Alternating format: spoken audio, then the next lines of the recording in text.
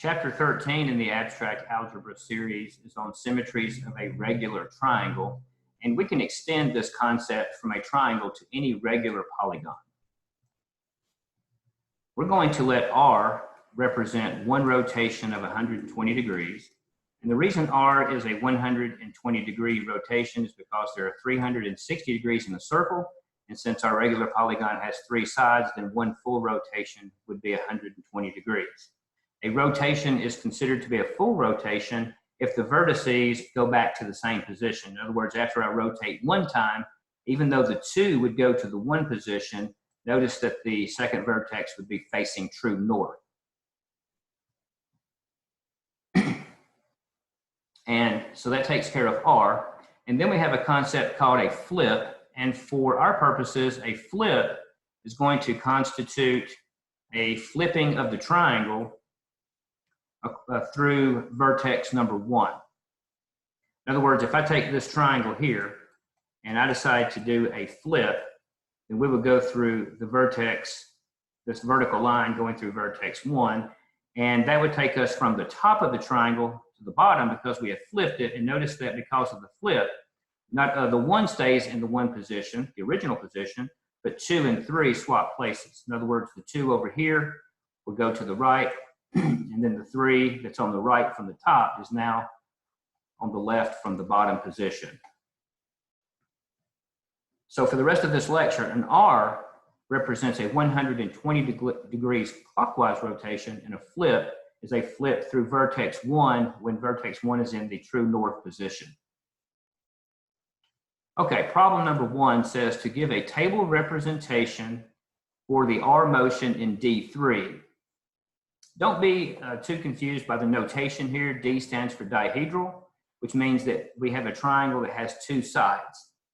But on problem number 1, we're just limiting ourselves to rotation symmetry. So we're not going to do any flips for problem number 1.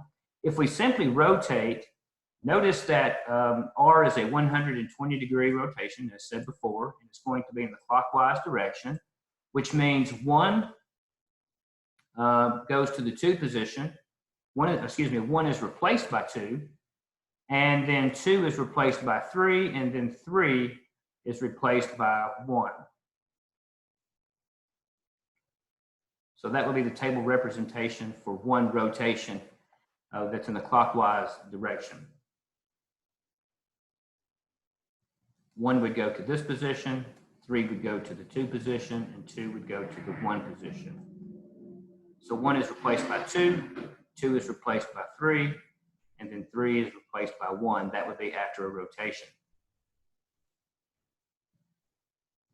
Number 2, give a table representation of the F motion in D3. At this time, this is going to be a flip. And again, this is a flip through vertex 1. And if you flip through vertex 1, as I said before, the 1 stays fixed and the 2 and the 3 switch. So 1 stays mapped to 1, and 3 is replaced by 2, and 2 is replaced by 3. Number 3. Using the minimum number of R's and F's, what would a flip along vertex 2 look like? Using our F and our R's as defined above, if we did a flip along vertex 2, we know that 2 would stay in the bottom left position, but the 3 and the 1 would switch positions. And a picture of that would be indicated by this sketch here. So that's what a flip along vertex 2 would look like, but let's use our traditional F and R. If we do a flip through vertex 1, 1 would stay in the initial position, and the 2 and the 3 would switch places, and then we're just going to rotate twice. But now we're looking at this picture from the bottom, right? Because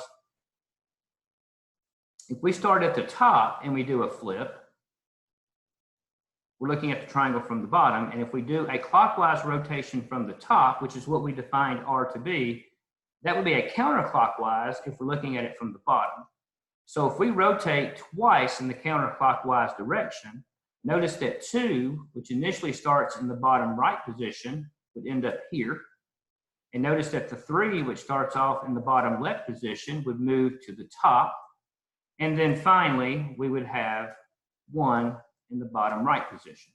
So that if we did a flip followed by 2 rotations, that would be the same picture as if we just did a flip through vertex number 2. Problem number 4. Problem number 4 says to complete the Kaylie table for the group symmetries for C3. This just means it's a cyclic group of degree 3.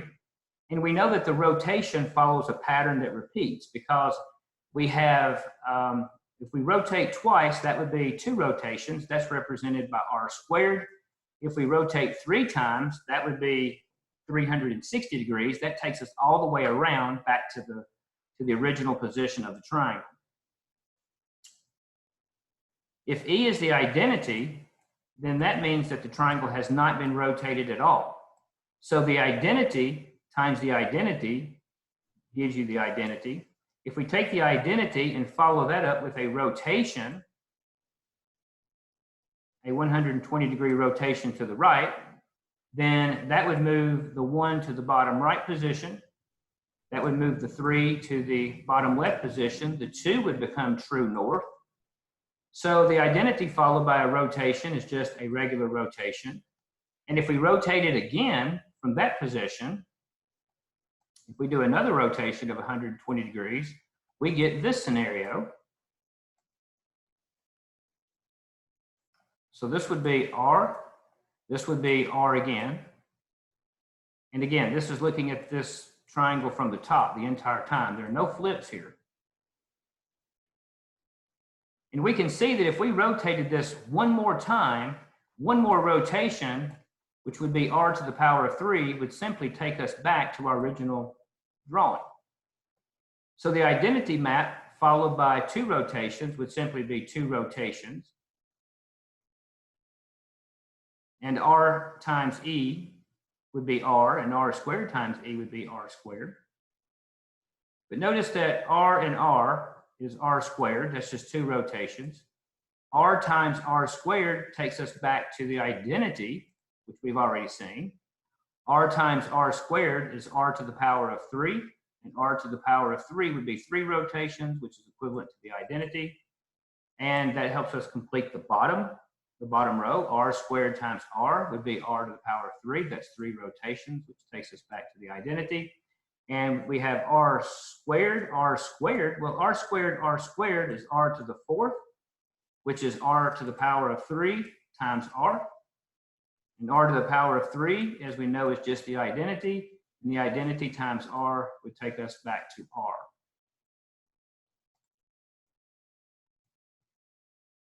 Problem number 5. Problem number 5, we're going to use the flip commutation rule to show that a flip rotation followed by a flip rotation would be the same thing as the identity.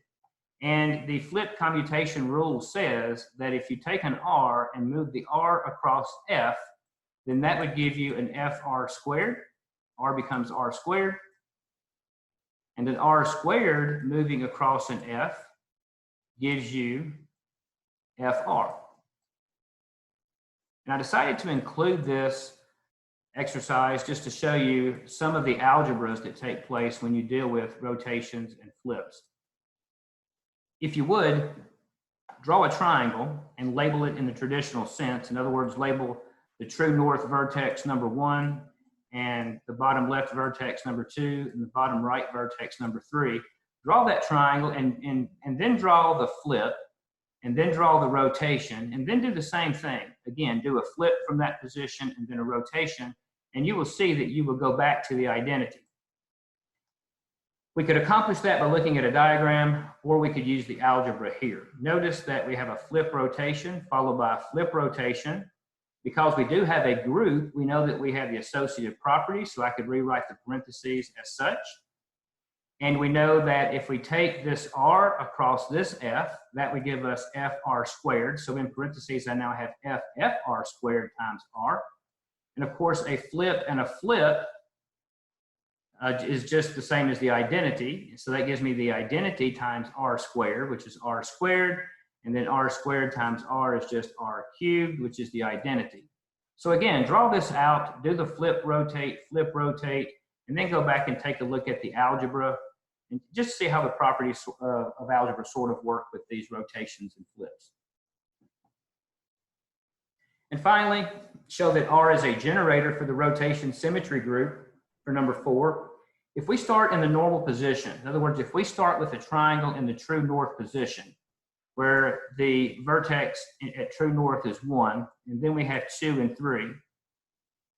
If we just do a series of rotations, we would start with the identity. In other words, that means that 1 is at the true north vertex. If we rotate 1 time, that's going to give us a different mapping because 1 changes positions, 3 changes its position, 2 changes its position.